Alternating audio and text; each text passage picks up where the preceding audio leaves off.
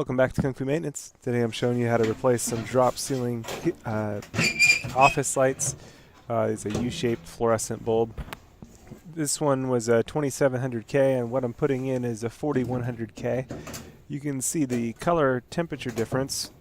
K stands for Kelvin and is it affects the kind of color temperature of the bulbs. But you can see the more yellow one was the old one, and the new one that I replaced is a little bit more white in color, 4100K. These, when you're pulling them down, you know, you're pulling the two release tabs over and then folding the cover down. And when you're putting it back up, you really want to push that cover button again before putting it back in place and then release it.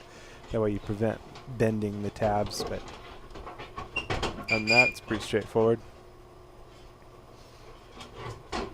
Here again, you just want to push those tabs over and then release them as you're putting it back up. So here's the release.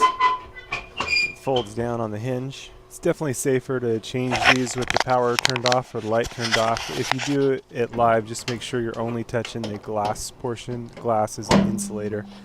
Any metal is a conductor. It'll send that power right to you. So it's safer to turn it off first. Sometimes you'll hear a little bit of a sizzle as you put these back in. That's pretty normal with almost all fluorescent bulbs. Do that a little bit when you first put them back in, if the power's on anyway. Here again, you got to push those tabs over, and then you can insert them, release them, and good to go. And that's with both the lights changed to the 4100K deal. So that's that. Thanks for watching. Kung Fu Maintenance, over and out. Just like a clearer view of the release tabs.